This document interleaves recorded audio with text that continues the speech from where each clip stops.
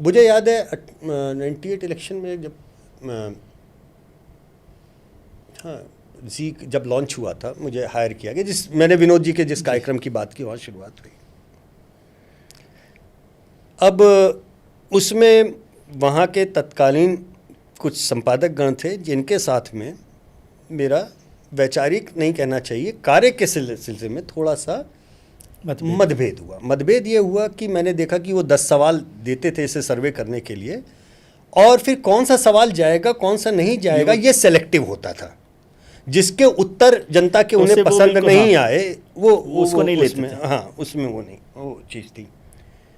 तो एक सर्वे विज्ञान के नाते, एक अपनी एथिकल स्टैंडिंग के नाते मैंने उस चीज़ के लिए बोला कि हमने कहा आप जितने सवाल आप लेते हैं सबके जवाब दिखाइए, आधी अधूरी बात क्यों कहना। फिर वो मामला ऐसा लगता है कि आप किसी एक दिशा में वो तो डायरेक्शन कार्यक्रम ले जा रहे हैं ऐसा। और उस समय एक सवाल को मैंने अलग तरीके से ट्विस्ट करके पूछा था। मैंने बोला कि भाई जनता के बीच में हम जब ये पूछते हैं कि कौन सबसे ज़्यादा भ्रष्ट है, वो है, जनता कहती सारे ही भ्रष्ट हैं, किसी के मतलब ये एक है। तो मैंने एक सवाल को ट्विस्ट किया, मैंने कहा सबसे कम भ्रष्ट सरकार कौन दे सकता है, ये एक ट्विस्ट किया था। तो उसमें जो है अटल जी का नाम आ गया था। तो अब उस बात को वो स्ट्राइक डाउन कर दिया। गलती मुझसे केवल ये हुई कि कार्यक्रम में लाइव में मेरे मुंह से वो निकल गया कि इस सवाल में, और उससे वो बहुत नाराज़ हो गए। नाराज़ हुए।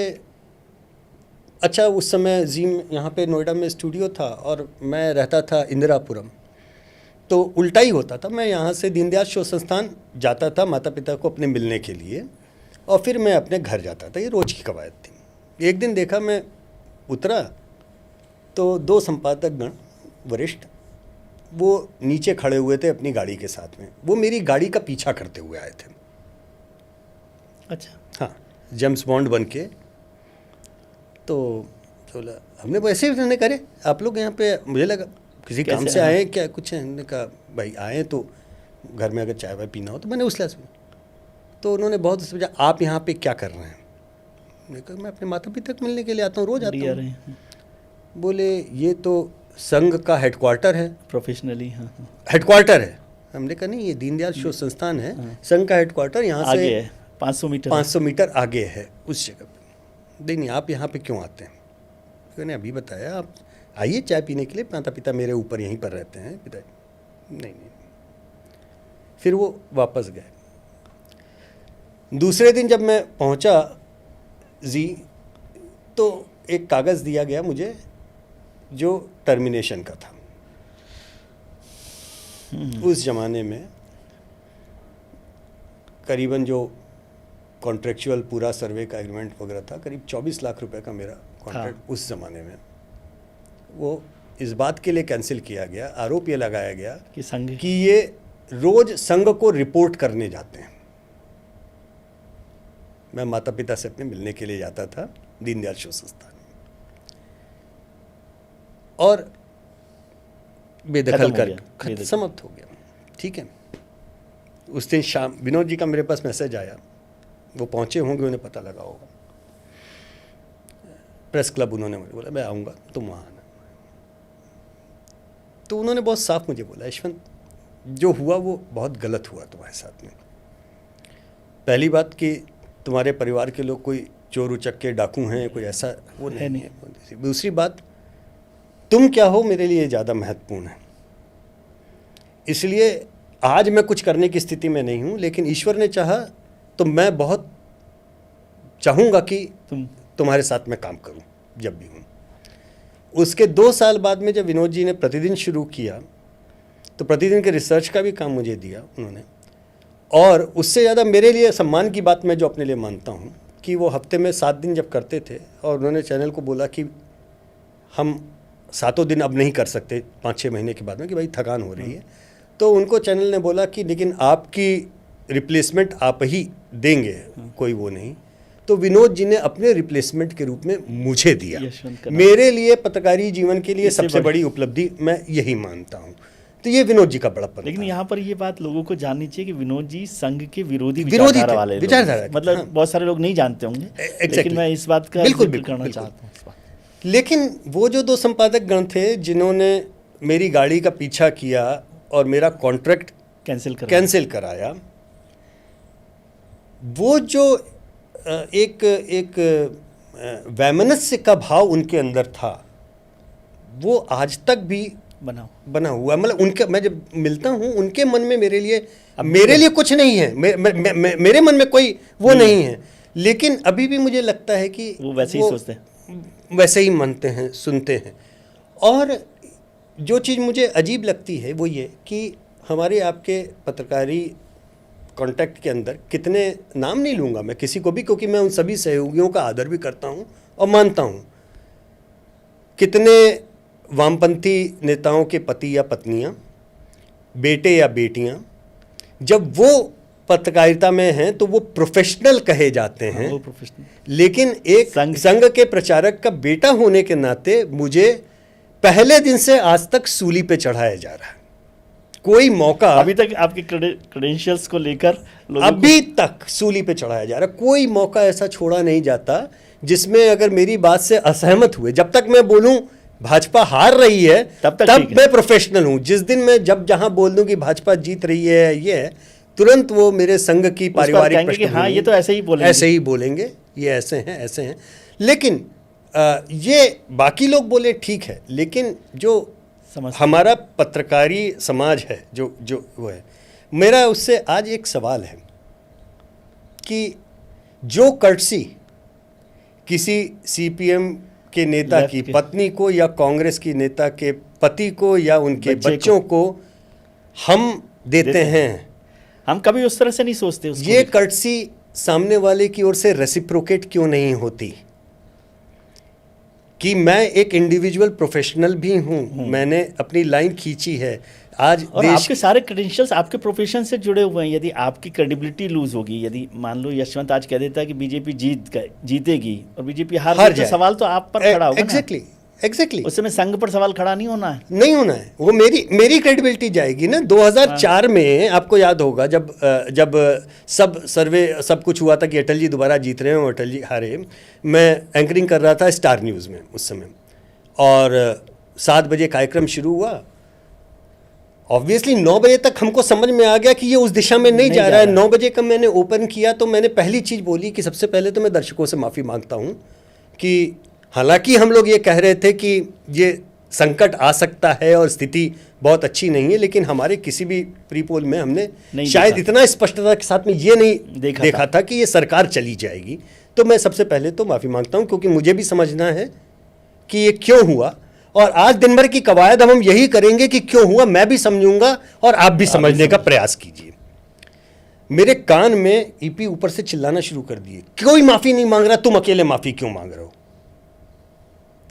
लेकिन वो मेरा कन्विक्शन था, मेरा मानना ये था कि मैं अगर अपने दर्शकों के साथ में, अपने पाठकों के साथ में ईमानदार नहीं हो सकता, कि मैं गलत हो गया, मुझे माफ़ी मांगनी चाहिए, तो मेरी क्रेडिबिलिटी क्या है?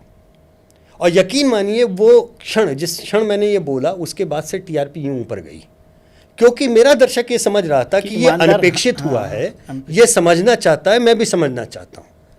वो लोग समझ नहीं सकते थे ना कि उस समय वाजपेयी का जो ऑरा था, वाजपेयी, अडवाणी, अरुण जेटली, प्रमोद महाजन, सामने कुछ था ही नहीं, मुरली मनोहर जोशी, उसके आगे कुछ था ही नहीं। तो वो ऐसा, तो यदि यशवंत ये देखें कि आपने करीब 25 साल 30 साल इस पर काम किया है, सेफोलॉजी पर, सी वोटर को भी शुरू किया, बहुत मेरे ख्याल से 100 से ज़्यादा आपने चुनाव कर लिए होंगे असेंबलीज के, देश के। ऐसा आपको कभी लगा कि गलत समझने की क्या वजह होती? क्योंकि बहुत सारी बार होता है कि आप समझने की कोशिश करते, जैसे मैंने शुरू में भी कहा कि ये एक थैंकलेस जॉब है जी। यदि आप अच्छा करेंगे तो कोई आप पर मुकुट पहनाने नहीं आ रहा, लेकिन गलत करेंगे तो तुरंत I am in the business of making enemies. 30 साल में विजय जी अलावा कोई आज तक किसी ने धन्यवाद कहने के लिए फोन नहीं किया। हाँ। हारने के बाद में आपके कारण हार गए, ये आपने अगर नहीं बोला होता सर्वे में तो हम जीत गए। ये बहुत होता है, लेकिन धन्यवाद कोई नहीं कहता। यशवंत जी आपने बोला था सर्वे में, देखिए हम जीत गए, बड़ा अच्छा लगा, कभी चाय पीने आइए। ऐसा कभी नहीं। कुछ लोग ये कहते हैं सर कि जो ओपिनियन पोल्स होते हैं उसको लेकर बहुत सारे लोग कहते हैं, मतलब ये सी वोटर के लिए नहीं, जो लोग भी सर्वे कर रहे हैं कि वो ओपिनियन मेकर्स होते हैं जी, और वो ओपिनियन बताते नहीं हैं, ओपिनियन बनाते हैं, क्रिएट करते हैं। आपको लगता है ऐसा होता है? भूमिका भले ही वो ना हो, लेकिन प्रयोग उनका ऐसे ही हो रहा है। और ये इसमें मैं भी अपने को इंक्लूड करता हूँ, क्योंकि हमारा काम आंकड़ा देना है, ये बात सही है, लेकिन चैनल उसको कैसे परोस रहा है उस पर भी डिपेंड करता है। और उस सजावटी में, उसमें हेडलाइन मेकिंग वाली प्रोसेस में अक्सर मैं भी असहज होता हूँ। मुझे लगता है कि ये इतना और आपका कंट्रोल उसमें नहीं होता। उसमें नहीं होता। मेरा कंट्रोल किस चीज़ पे होगा? मेरा कंट्रोल केवल इस चीज़ पे होगा कि जो आंकड़े आ रहे हैं वो सही तरीके से जाएं, या मेरे व्यक्तिगत मुंह से जो बात निकल रही है वो ठीक निकले। उसके अलावा पैकेजिंग, हेडलाइन, इन चीज़ों में मेरी कोई भूमिका नहीं है। तो कई बार ऐसा लगता है कि जो डेफिनेटिव तरीके से जो हेडलाइंस भी बना दी जाती हैं ना, मैं बाकी भी जो पोलस्टर्स, जो हमारी फ्रेटर्निटी है, और बहुत सारे युवा आ रहे हैं, हमारे सी वोटर से ही निकले हुए लोगों ने अपना काम शुरू किया और अच्छे संबंधों के साथ में, मैं उनको भी ये सिखाने की कोशिश करता हूँ कि डेफिनेटिव मत बोलो, ऐसा होगा ये मत बोलो, ये बोलो कि होने की संभावना, आज के आंकड़ों में हमें ऐसे ही संभावना एज ऑफ नाउ है। डोंट बी ए डेफिनेटिव कि नहीं यही होने जा रहा है। आप नियति विधान नहीं लिख रहे हो बैठ करके, और आपके आंकड़ों में भी एक मार्जिन ऑफ एरर की गुंजाइश है। उस मार्जिन ऑफ एरर के अंदर चीज़ें गलत होती हैं, और चीज़ें बहुत गलत होती हैं। और हमारा काम तो बेसिकली क्या है ना, बुखार नापने का है, हाँ, या बीपी नापने का है। अब आज हम बुखार नाप रहे हैं कि आज की तारीख में यह है, इसका मतलब तो ये परसों तो कम हो सकता है, बढ़ सकता है। टेम्परेचर कितना है ये हमारा कंट्रोल नहीं है ना इस चीज़ के ऊपर। तो जनमानस, जनमत जिसे हम कहते हैं, अब तो चाणक्य भी कह गए, मुंडे मुंडे मतर भिन्ना। तो ये तो ऑर्गेनिक प्रोसेस है। ऑर्गेनिक प्रोसेस में हमें आज नापना है, आज बताना है, आज की स्थिति ये है, आज की स्थिति ये, आज की स्थिति ये है, आज की स्थिति। अगर ये चलती रही ऐसी ही स्थिति तो शायद ये हो सकता है। लेकिन अहम ब्रह्मास्मि की भूमिका में मत जाइए, आप ब्रह्मा नहीं हैं। नहीं, लेकिन यदि इसको मैं उलट कर पूछूं आपसे कि डेफिनेटिव यदि कोई कर रहा है तो वो इंटेंशनल होता है या कुछ प्रोफेशनल तरीक़ों से कि भाई हाँ ऐसे करेंगे तो कुछ ज़्यादा बेहतर होगा? मुझे थोड़ा ये लगता है बड़बोलापन ज़्यादा होता है इसमें। मतलब एक अपनी बात को असर्ट करने के लिए लोग थोड़ा सा वैसे बोलने लगते हैं कि ऐसा है, हाँ, इस तरीके से। लेकिन असर्शन किस चीज़ का है? आपके बात का क्या फ़ायदा है? नहीं, असर्शन का लाभ क्या है? दूसरी चीज़ की आपके विश्वास की जड़ आपके डेटा प्रोसेस में, आपका विश्वास वहाँ से आना चाहिए कि हाँ हमने अपनी मेहनत करके ये आंकड़े जुटाए हैं, आंकड़े इस समय ये कह रहे हैं। आंकड़े कैसे आए, क्या है, इस पे अच्छा हो उस पे दिमाग नहीं है, दिमाग इस पे लगे कि नहीं हेडलाइन ये है और हम तो यही बोलेंगे, ये चीज़ गलत है, ये नहीं होना चाहिए। ये ऐसा होता नहीं दुनिया में कहीं, ये केवल भारत में ही पाया जाता है। ये उचित नहीं है। नहीं, लेकिन क्या ये इतना ही साफ है? या इसको मैं फिर से पूछूं आपसे कि कोई भी सरकार हो, कोई भी पॉलिटिकल पार्टी, जो कोई एक पार्टी की बात नहीं कर रहा, क्योंकि हर राज्य में ही आज तो अलग अलग पार्टियां हैं, सरकारें हैं, उनका एक प्रेशर होता है। या इसको दूसरे तरीके से देखूं, जो लोग हेडलाइंस बना रहे हैं या जो लोग चैनल चला रहे हैं, उनके एक रिलेशनशिप होती है, दबाव होता है, मजबूरी होती है। मैं कोई भी कारण कह दूं, वो इसका एक बड़ा कारण होता है। इसका बड़ा कारण मुझे लगता है कि पत्रकारिता का व्यवसायीकरण और ये सब तो विधा और विषय बिल्कुल ही अलग हैं। एक जो वैयक्तिक रूप से जो मैं कारण देख पाता हूँ, वो शायद ये भी देख पाता हूँ कि संपादक अच्छे नहीं रहे। मैं प्रभाष जी के बाद में संपादक किसी को गिनता नहीं हूँ। नहीं तो आजकल तो नाम ही नहीं। आप मैं आपसे शर्त लगाता हूँ, आप मुझे 10 संपादकों के नाम बता दीजिए। नहीं पता जो अखबार आप पढ़ते हैं उनके संपादकों के नाम बता। सच्चाई है जी। और ये बात मुझसे पहले पिताजी ने बोली। जिस दिन मेरा जी का कॉन्ट्रैक्ट, मैंने इस घटना का जिक्र किया, मैं आया घर, जब मिलने के लिए उनसे गया तो बोले आज जल्दी कैसे आ गए? मैंने कहा ये प्रेम पत्र प्राप्त हुआ। उन्होंने देखा और देख के एकदम शांत थे, उनके चेहरे भाव जल्दी नहीं आते थे, बहुत ही स्थिर प्रज्ञ थे पिताजी। और फिर एकदम से उन्होंने एक लाइन ऐसी बोली जो मैं अंदर से बहुत दुखी हो गया उस वक्त। उन्होंने मुझसे कहा कि मैं तुमसे माफ़ी मांगना चाहता हूँ, मुझे क्षमा करना। उनको मैंने कहा कि क्यों ऐसे बोले? कि नहीं, मेरे कारण उनको लगा तुमको ये सब हाँ, झेलना पड़ा। तो मैंने कहा ये कैसी बात कर रहे हैं आप, ये मत कीजिए, मेरी लड़ाई है, मेरी लड़ाई मैं लड़ूंगा, लंबी लाइन मुझे खींचनी है, मैं लड़ूंगा। बोले नहीं बेटा, मैं जब था संपादक, मैंने मुलगांवकर जी, दुर्गादास जी, इन लोगों के साथ में एडिटर्स गिल्ड में काम किया।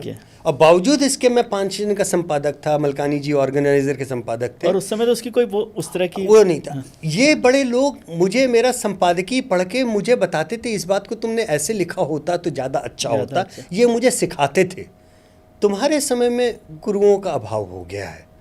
अब लोग इस बात से नहीं नापेंगे कि तुमने क्या लिखा, क्या कहा, तुम्हारी लेखनी से तुमको नहीं नापेंगे। अब शायद दूसरे तरीके से नापेंगे। ये इस बात का मुझे दुख है।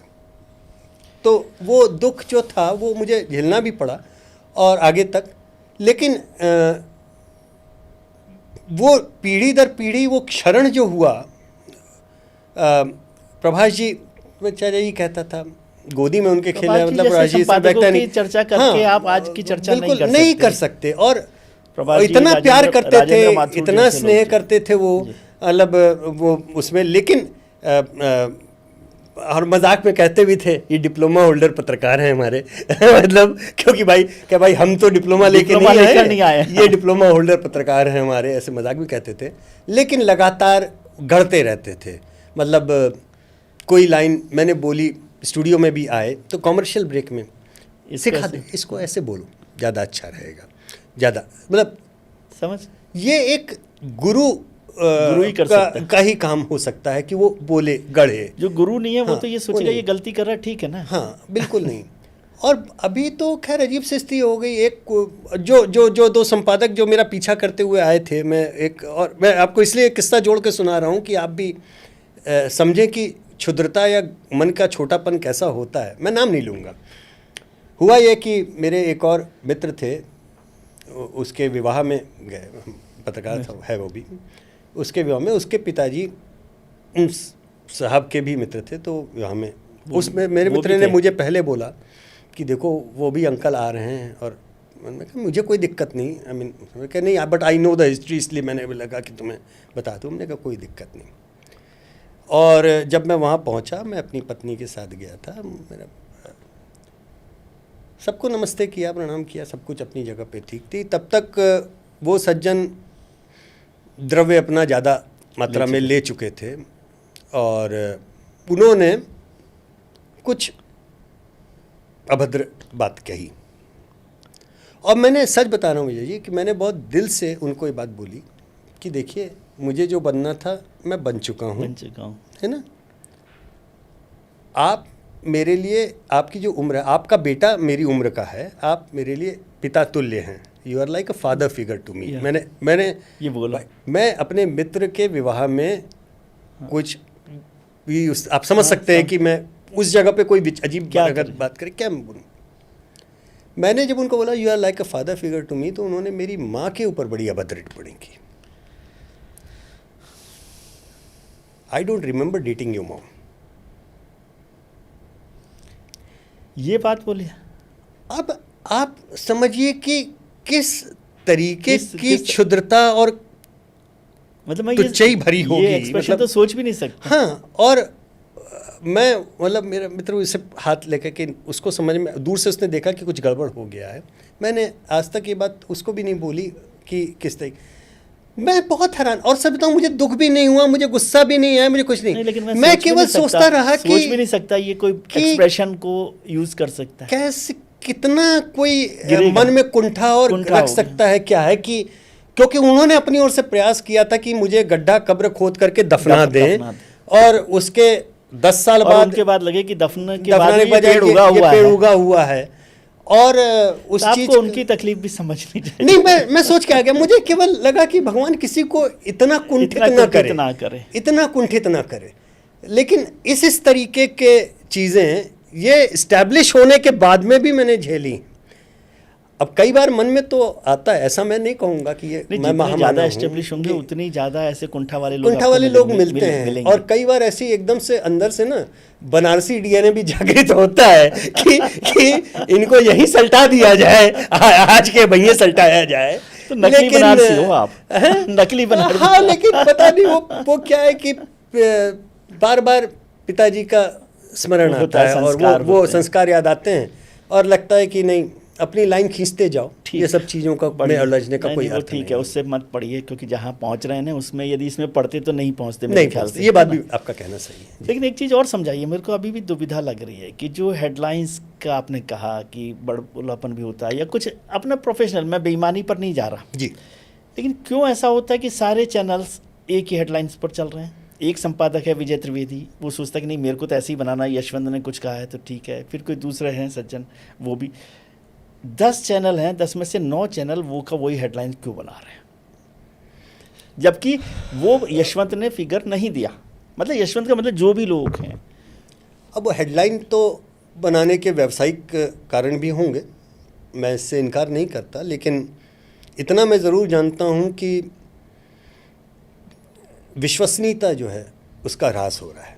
हम ही लोग इंस्टीट्यूशनल सर्वे जो करते हैं, अभी जैसे इस समय मैं आपको बताऊं, ऑपरेशन सिंदूर के बाद का ट्रैकर हमने किया, जो मीडिया एज एन इंस्टीट्यूशन जो पहले तीसरे चौथे पायदान पे रहता था, इस समय 7वें 8वें पायदान पे।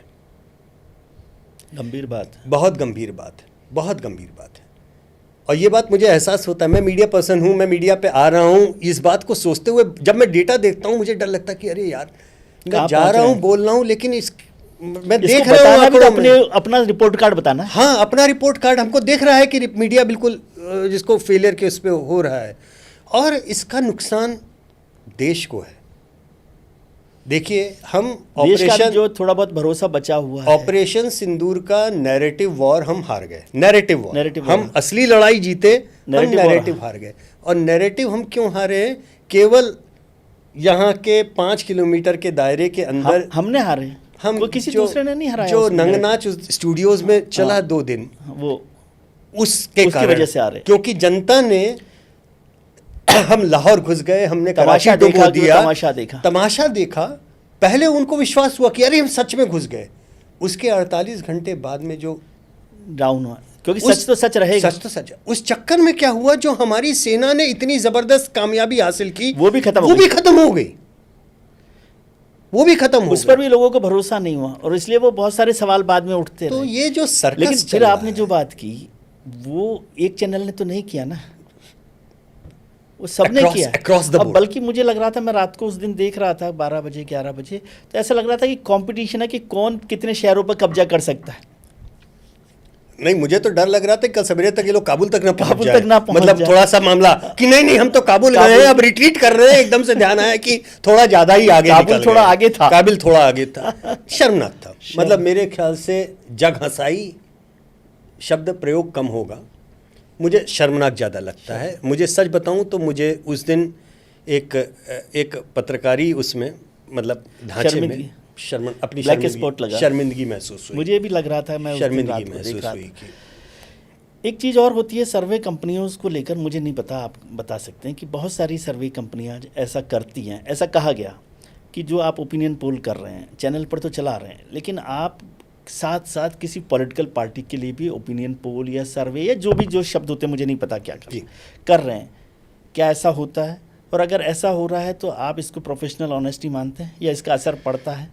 ऐसा होता है, और ये प्रोफेशनल ऑनेस्टी तभी होगी जब आप इस बात को स्वीकार करके बोलें कि हम ऐसा कर रहे हैं। जैसे अमेरिका में मैं काम करता हूँ, अमेरिका में सैकड़ों पोलस्टर्स हैं और हम लोग प्रोफेशनली मिलते हैं, और वो लोग अपने नाम के आगे R या D लगा देते हैं कि ये रिपब्लिकन पोस्टर है, डेमोक्रेट पोस्टर है। और वहाँ पे इतनी ऑब्जेक्टिविटी हम देखते हैं कि वो आंकड़ों के ऊपर बात भी कर लेते हैं, कोई भी एक दूसरे के आंकड़ों को झूठा है ये कहने के लिए नहीं होता। जो है वो है, आपस में शेयर करते हैं। कहाँ पे हम नहीं पकड़ पा रहे हैं, कहाँ पकड़ पा रहे हैं, हम वो समझने की भी कोशिश कर लेते हैं। यहाँ पर उल्टा हो रहा है। मतलब यहाँ पे शायद आंकड़ों का आप जो कह रहे हैं ना कि प्रयोग होता है, प्रयोग नहीं होता, दुरुपयोग होता है थोड़ा सा। क्योंकि आंकड़ों का प्रयोग तो इस मायने में होना चाहिए कि हम कम कहाँ पढ़ रहे हैं, उसको ठीक कैसे करें। जब आंकड़ों का प्रयोग इस पर ज़्यादा हो, हम ठीक यहाँ हैं, सामने वाला कम यहाँ कम, ये सेलेक्टिव परमिएबिलिटी जो है वो उससे ये गलत है, उलझन पैदा करती है। क्योंकि ये अश्वत्थामा हथोहथा का मामला है। नरोवा कुंजरोवा बोलते तक जो है कार्यक्रम समाप्त खत्म हो चुका होता है। तो हेडलाइन अश्वत्थामा हथोहथा की है, वही चलती है, नरोवा कुंजरोवा पे कोई आता ही नहीं। लेकिन ये व्यूअर्स की तो गलती नहीं है। व्यूअर्स की गलती मैं बोल भी नहीं रहा हूं, लेकिन व्यूअर मूर्ख नहीं है। हाँ। दर्शक मूर्ख नहीं है। हुआ है नरोवा तो इसीलिए जो हमारे सर्वे जब में मीडिया की क्रेडिबिलिटी का ह्रास आता है, वो इस बात को परिलक्षित करता है कि दर्शक या पाठक मूर्ख नहीं है, वो समझदार है, वो समझ रहा है। ये बात न संपादक समझने को तैयार हैं, न ओनर्स समझने को तैयार है। घोड़ा घास से यारी करेगा तो खाएगा क्या? आपकी विश्वसनीयता अगर आप उस हद तक ले जाएंगे जहां पे लोग आपको गंभीरता से लेना ही बंद कर देंगे, जैसे ये हर तरफ है, मतलब पोलिंग में भी हमारे एक, अब अगेन किसी के ऊपर मैं कमेंट ऐसे नाम लेके नहीं करूंगा, लेकिन मुझे बड़ी हंसी आई एक बार।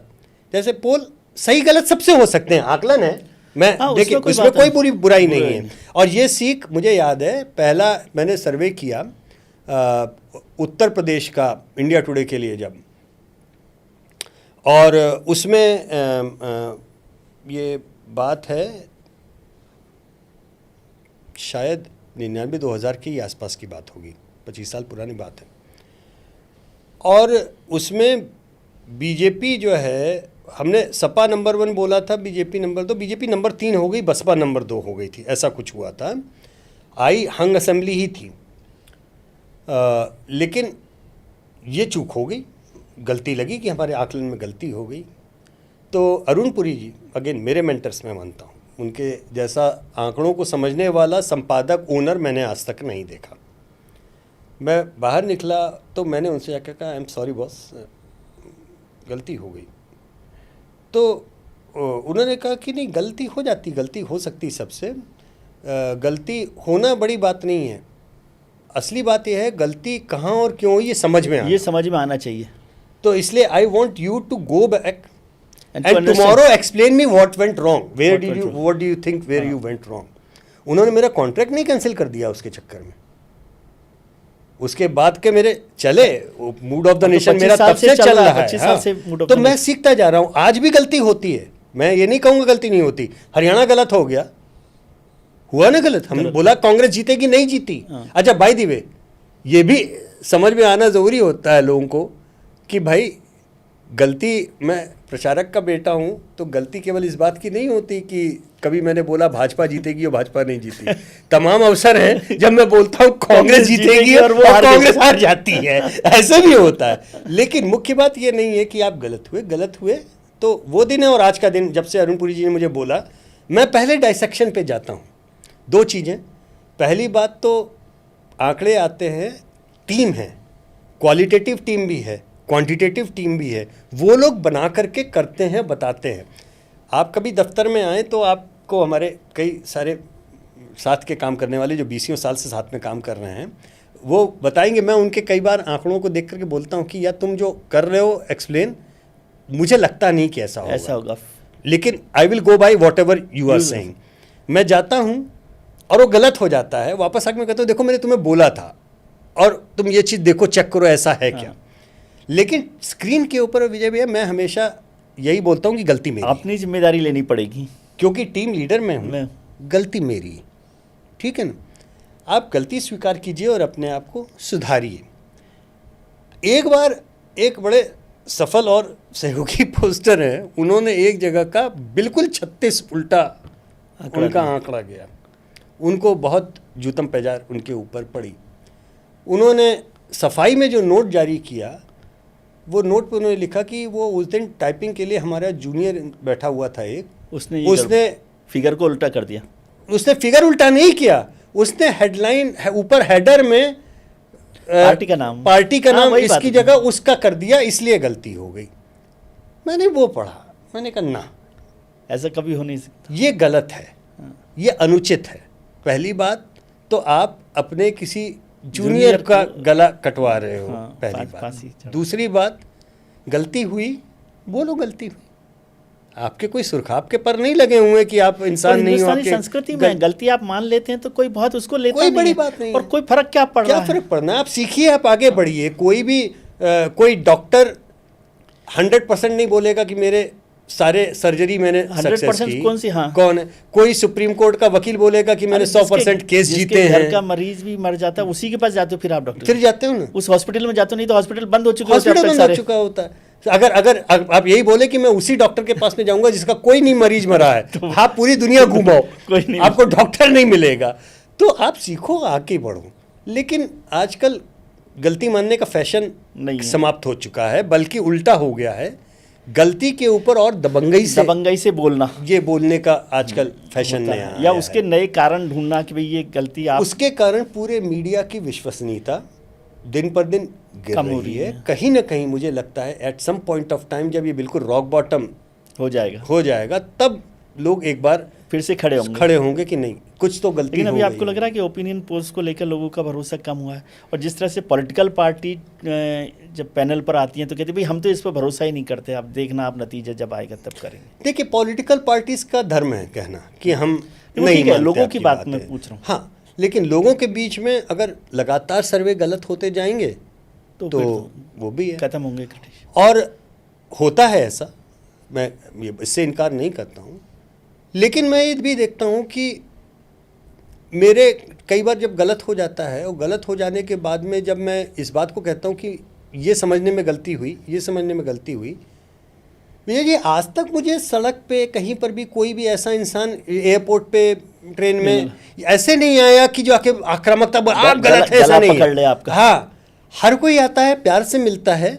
और वहाँ पे जो है ना यशवंत जी, सही बात है, हरियाणा पलट गया। हाँ। हमको समझ में हम भी नहीं, क्योंकि वो मुझे अपनी तरह से देख रहा है। अगर मैं कह रहा हूँ मुझे समझ में नहीं आया, तो वो भी तो नहीं समझ पा रहा है ना यार। आप भी समझो, हम भी समझते हैं। और फिर हम लोग खोजते हैं कि ये वो अच्छा नहीं, कांग्रेस के अंदर के सिर्फ डबल ज्यादा गड़बड़ी से तो नहीं हो जाता ऐसा।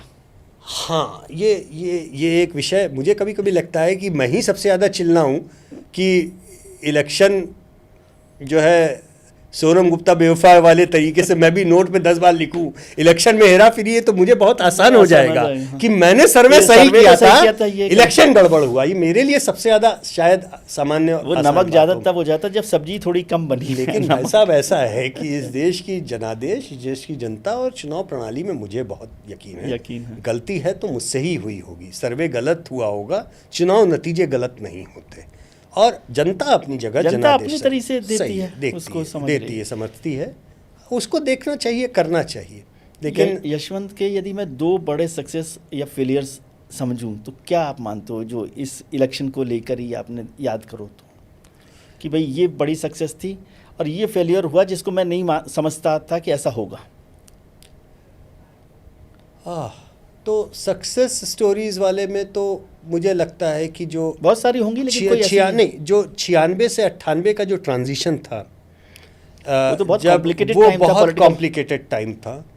उस समय के जो मैं मानता हूँ कि जो सबसे पहले पिन पॉइंट करके कि नहीं बीजेपी सिंगल लार्जेस्ट हो जाएगी इस बार, ये चंदन मित्रा ऐसा संपादक उस समय मुझे मिला था, अच्छा, जो बहुत डरते डरते हेडलाइन लगाई थी।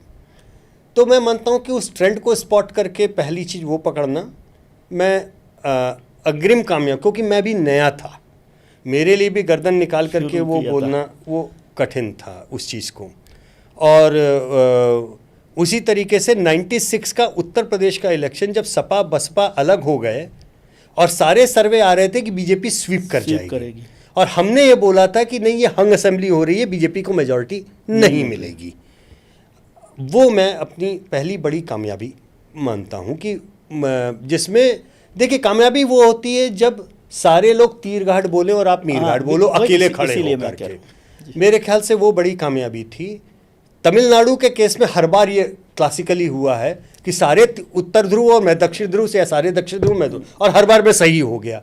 मैं उसको अच्छा मानता हूँ। लेकिन सुख असली मुझे मिला था दरअसल 2016 के अमेरिका इलेक्शन में, जब ट्रंप साहब वाली भविष्यवाणी वो सही हो गई थी। वहाँ के लोगों ने भी मुझे बहुत उस समय स्वीकारा था, और कई लोगों ने वहाँ पे इंटरव्यू वगैरह में ये भी बोला कि भाई how exactly you figured this out, you know, इस तरीके से। तो मुझे मतलब उसका हंसी मजाक वाला विषय अलग है, लेकिन सच्चाई ये है, देश के बाहर मुझे काम करना बहुत आसान लगता है विजय भैया।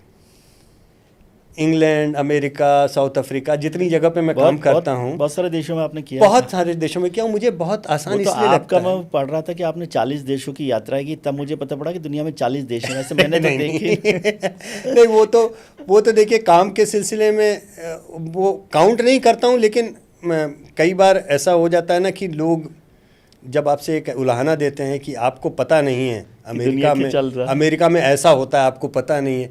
हाँ भाई, मुझे नहीं पता है, क्योंकि मैं वहाँ तो काम करता नहीं हूँ। अच्छा, मेरे साथ में ये भी है कि मैं चूँकि पढ़ने का और अपने शौकीन ज्ञानार्जन का थोड़ा सा ज़्यादा रहता है, तो मैं दोनों साइड का विज्ञान मैंने पढ़ा है। मतलब मैं सर्वे वाला भी मैंने पढ़ा पत्रकार होने के बावजूद, और मैंने इलेक्शन एडमिनिस्ट्रेशन मैंने अमेरिका में इलेक्शन सेंटर में इलेक्शन एडमिनिस्ट्रेशन की पढ़ाई की है। मैं वहाँ सर्टिफाइड इलेक्शन एडमिनिस्ट्रेटर हूँ। मेरा पासपोर्ट भारतीय है, इसलिए मुझे वो भूमिका नहीं मिल सकती वहाँ, वो एक अलग बात है। तो मैंने किया है, तो मैं जब देखता हूँ, करता हूँ, तो वो अपने लिहाज से उन चीज़ों को समझता हूँ। लेकिन मुझे दो चीज़ें होती हैं। एक तो मुझे वहाँ काम करना आसान लगता है, क्योंकि सामाजिक ताने बाने में इतने वेरिएशंस नहीं है। भाई गोरा है, काला है, अमेरिका की अगर राजनीति बात करें, गोरा है, काला है, छोटा सा भूरा है, तीन वैरायटीज हैं, और दो पार्टियां हैं, दो सोच समझ है, समझ हैं, और 50 में से 40 राज्यों का परमानेंट रिजल्ट फिक्स है। 10 ही राज्यों पे दिमाग लगाना है, तो वैरायटी नहीं है। अब हमारे यहाँ तो आइए, चलिए कहाँ चलेंगे, को छोड़ो, आप जिलों में भी, कहाँ जिलों में, और जिलों में घुसिए तो अगड़ा है, पिछड़ा है, तो अगड़ा है तो बामन है, बनिया है, बामन है तो सरयू पारी, गंगा पारी। तो जब आप सामाजिक ताने बाने को इतने वेरिएशंस में समझते हैं, तो कॉम्प्लिकेशंस होते हैं। एल्गोरिदम की कॉम्प्लिकेशंस उतनी ज़्यादा जब आपने काम की है, तो बाहर आपको एकदम से आसान हो जाता है। नंबर एक चीज़।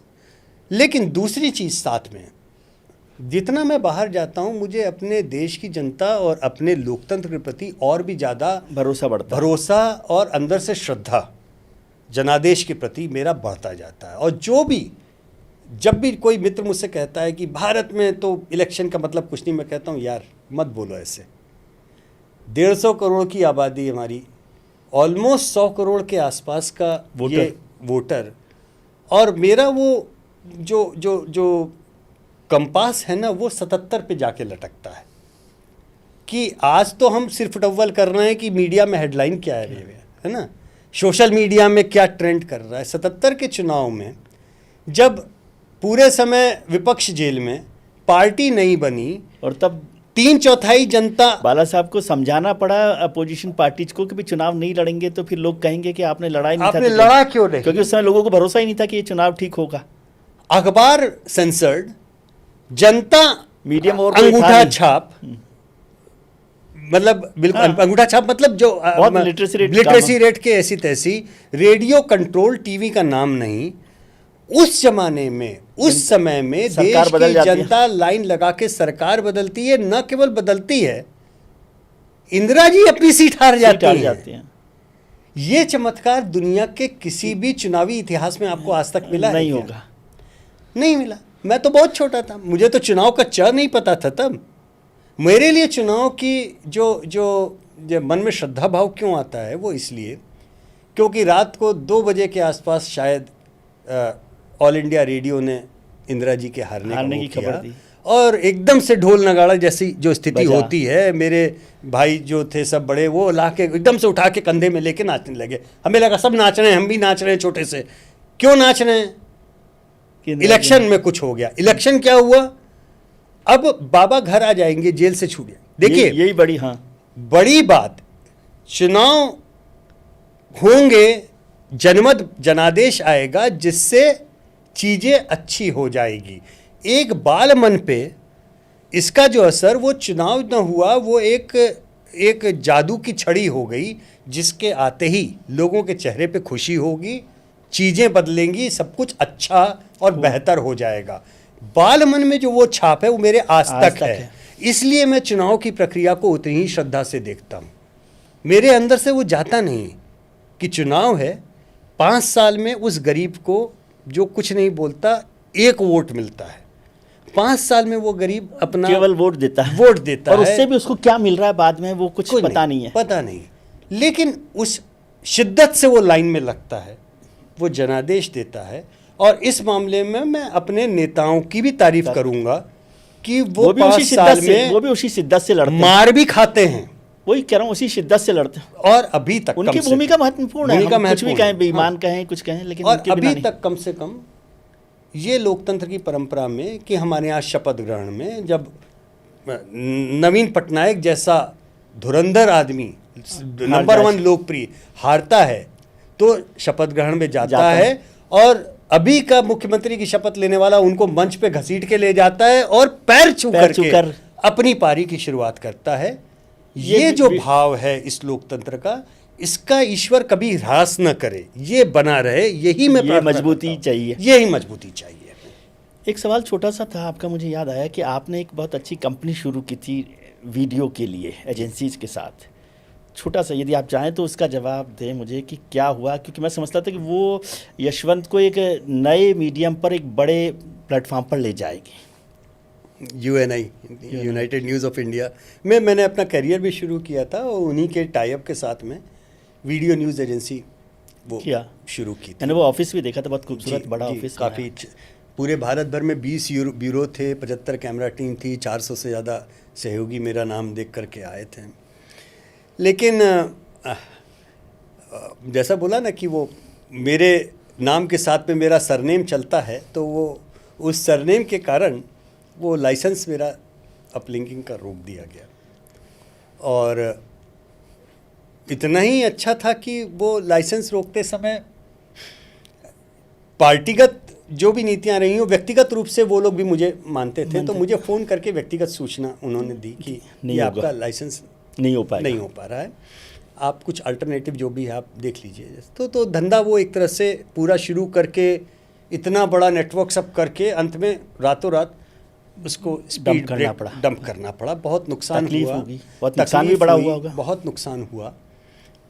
लेकिन क्योंकि मैंने जब वो ऑफिस देखा था तो मुझे लगा था कि एक नया भविष्य, नया प्लेटफॉर्म, उसमें प्लेटफॉर्म में गुंजाइश ये थी कि उसमें मैंने बहुत कोशिश करके कंटेंट पे, जैसे वो पहला समय से पहले आपने it was ahead of the time. उसमें हमारा साइंस का ब्यूरो था, साइंस की डेस्क थी। मतलब आज की तारीख में कौन न्यूज़ एजेंसी ये सोचेगा कि विज्ञान के ऊपर अच्छी स्टोरी जाए। तो वो UNI का जो यूनाइट टीवी का जो था, उसमें इतने नए उसमें प्रयोग किए। एक बहुत अच्छी चीज़ शुरू की थी, APJ कलाम जी ने कहा था कि मीडिया पूरा नेगेटिविटी से भरा हुआ है, तो पॉजिटिव न्यूज़ क्यों नहीं इसमें कुछ आती। तो मैंने एक उसकी डेस्क अलग बनाई थी कि पूरे देश में देखो अच्छा नया क्या हो रहा है, उसके ऊपर स्टोरी करो। और मैं एक प्रस्ताव लेकर के मैंने दरअसल सब जितने संपादक और CEOs थे, मैं उनके पास में गया था। मैंने कहा देखिए, आप लोगों की लड़ाई न्यूज़ ब्रेक की वो अलग है, लेकिन देश भर में इतनी अच्छी खबरें चलती हैं और होती हैं, एक न्यूज़ पूल बनाइए पॉजिटिव न्यूज़ का। और आग्रह इस बात का है कि कम से कम शुरुआत ना हो तो बुलेटिन का अंत एक अच्छी खबर से कीजिए, और इसको आपस में शेयर करते हैं। मैं इसका वो कर देता हूँ पूल, हम इस खबर के पैसे चार्ज नहीं करेंगे। ये हमने उस समय शुरू किया था। तो उसकी डेस्क का नाम ही रखा था नो पॉलिटिक्स प्लीज़, उस डेस्क का नाम था नो पॉलिटिक्स प्लीज़। तो ये तमाम चीज़ें उसमें शुरू की थी। अब वो दुर्भाग्य है कि वो पूरा प्रकरण, पूरी वो जो है वो दरअसल राजनीति के ही बलि चढ़ा, और व्यावसायिक जो नुकसान बंद होने का हुआ, उससे ज़्यादा उसको 18 महीने एक्स्ट्रा चलाने का हुआ, क्योंकि जो 450 लोग मेरा चेहरा देख के आए थे, उनको मैं रातों रात उनको सड़क पे नहीं छोड़ सकता था। उनको प्लेस करने में तब तक मुझे 18 महीने एक्स्ट्रा मैंने चलाया, बावजूद इसके कि व्यावसायिक उसकी परिणति मुझे पता थी। बहुत ज़बरदस्त डेट में गया उस चक्कर में, लेकिन मन में संतोष ये है कि आज उन पूरी लोगों का, टीम का आज भी इतना मेरे ऊपर भरोसा है। आज सब जगह अलग अलग जगह काम कर रहे हैं कि आज अगर मानिए मैं बोलूं कि मैं कुछ शुरू कर रहा हूं तो वो आज फिर से खड़े हो जाएंगे। ये तो बड़ी बात है। तो ये मन में संतोष है कि उसको नहीं करना पड़ा। और एक भला हुआ मीडिया का उसमें, अगेन बिना नाम लिए हुए, मेरे सारे संपादक मित्र इस बात को मुझे कंसीड करते हैं कि तुम्हारे आने के चक्कर में दूसरे सुधर गए। क्योंकि कैसे अच्छी न्यूज़ एजेंसी चल सकती है, कैसे अच्छी खबर आ सकती है, लाइव आ सकती है, पॉलिटिकल ब्यूरो कैसे चल सकता है, कितना एडवांस चल सकता है, ये एकदम से, जो तब तक ऑप्शन अवेलेबल नहीं थे, एकाएक चैनल्स को लगा तो चीज़ें बेहतर हो गई, सुधर गई।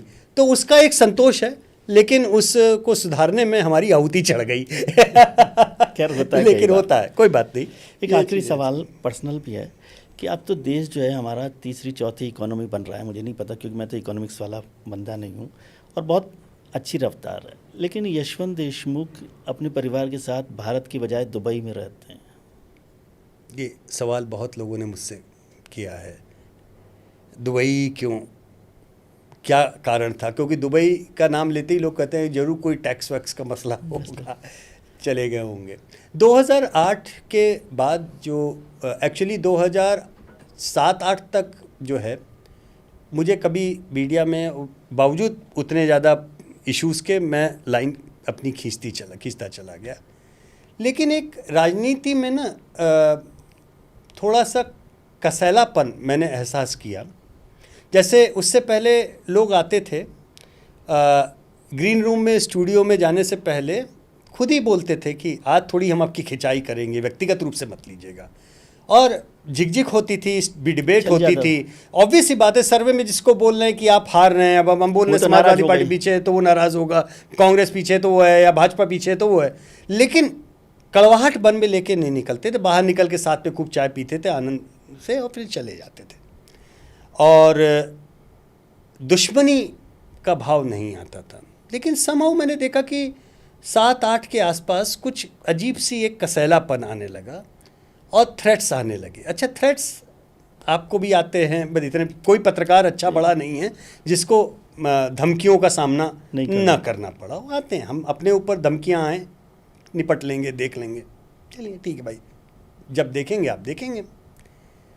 परिवार और बच्चों पे जब थ्रेट आने लगे तो थोड़ा सा मामला गड़बड़ होने लगता है। तो वो ये समय एक वो था। दूसरा ये हुआ कि वो 2011 के आसपास एकदम से वो अरब स्प्रिंग स्टेट के वो सारे उधर की साइड में हमको काम, अफ्रीका उधर की तरफ ज़्यादा मिला, तो एक दफ्तर उधर खोलना। 2008 में मैं अमेरिका का इलेक्शन जब ओबामा वाला करके आया था, उसके बाद से ही ये यहाँ की समस्या भी शुरू हुई। और फिर ये हुआ कि एक दफ्तर तो खोलना ही पड़ेगा उधर के काम को कोऑर्डिनेट करने के लिए। और फिर थोड़ा सा ये धमकियाँ ज़्यादा जब होने लगी कि नहीं, स्कूल की बस से घर के अंदर तक ले जाने के लिए खुद जाके, मुझे लगा कि मुझे एकदम से ना अपना बचपन आँख के सामने निकला कि जो जिस तरीके का ट्रॉमा, उस तरीके का भय का और उस चीज़ का मेरे मन में रहा, शायद हम माँ बाप हो करके थोड़ी और ज़्यादा कोशिश कर लेते हैं कि जिस चीज़ से हम निकले वो नहीं हो, बच्चों के साथ में ना हो। तो एक सामान्य बचपन उनका रहे, मेरी तरीके का ट्रॉमेटिक उससे न शेप ले। उस लिहाज से हमने फिर ये निर्णय लिया कि नहीं, काम भी है और मेरे बच्चे कम से कम इस बात को डिजर्व करते हैं कि वो एक बचपने वाला बचपन सेफ एनवायरनमेंट में सेफ तरीके से लें। तो इस लिहाज से जो निर्णय लिया, व्यावसायिक और व्यक्तिगत दोनों लिहाज से। अब बच्चे बड़े हो गए हैं, अब तो निकल गए हैं। तो रिलीजियस रेफरेंस के बिना पूछ रहा हूँ, घर वापसी की संभावना है? नहीं, घर वापसी तो है ही है, मतलब और दूसरी बात केवल इस नाते नहीं है कि व्यावसायिक रूप से। देखिए, मैं मानता हूँ कि सामाजिक सरोकारों की एक समृद्ध परंपरा मुझे घर से मिली है। सामाजिक सरोकारों की। और कितना भी आज सी वोटर एक इंस्टीट्यूशन के रूप में अपने आप में खड़ा है। आपने भी देखा होगा कि मैंने धन्यवाद, बहुत आशीर्वाद आप लोगों का है, और मैंने अपने आप को उसमें पीछे भी किया है, क्योंकि मेरा बहुत स्पष्ट मानना है किसी इंडिविजुअल के ऊपर इंस्टीट्यूशन आधारित नहीं हो सकता। इंस्टीट्यूशन अगर अपने आप पे नहीं है तो इंडिविजुअल के न रहने पे वो ध्वस्त हो जाएगा। इस नाते भी मैंने अपने आप को पीछे किया है। सी वोटर आज स्टैंड अलोन चल रहा है, उसको यशवंत देशमुख की आवश्यकता नहीं है। और मेरा भी व्यक्तिगत रूप से अब मानना है कि अब वो समय आ रहा है जब मुझे जब इच्छा होती है कि अब मैं और क्रिएटिव अच्छा काम करूं जिसका व्यावसायिक कोई उद्देश्य ना हो। तो शिक्षा के क्षेत्र में कुछ काम, मेरा काम करने का मैं ऑलरेडी कर भी रहा हूँ, वो बातचीत में नहीं आता, लेकिन हाँ मैं और ज़्यादा ग्रामीण शिक्षा के क्षेत्र में काम करने का मेरी बहुत मन है। उसको मैं और तो आना तो है ही है, यहीं पर आना है और यहीं काम करना है। और पिताजी जिस तरीके से अपना जीवन उन्होंने निकाला उसका तो 1% भी मैं नहीं कर सकता, लेकिन हाँ बहुत किया काम, ऐसा नहीं, बहुत अच्छा काम किया। क्या कहें, उस लेगेसी को ले करके मैं उसके साथ पे न्याय न करूं ये अनुचित होगा। तो आने वाला जितना समय है जीवन का उसमें मैं कुछ अच्छा करूं, ये मन में है, इच्छा है, तो अच्छा भी करना होगा तो वो अपने ही देश में अपनी ही मिट्टी में करूंगा। बहुत शुभकामनाएं, और हम तो चाहेंगे कि आप आएँ। बहुत बहुत मुबारकबाद। मैं इसको समझता हूँ जहाँ आपने कहा कि इंस्टीट्यूशन और स्टैंड अलोन व्यक्ति को, इसको मैं पॉलिटिकल मैसेज की तरह से नहीं देखता, लेकिन बहुत शुभकामनाएं हैं आपको। बहुत धन्यवाद, बहुत मज़ा आया। बहुत बहुत थैंक यू।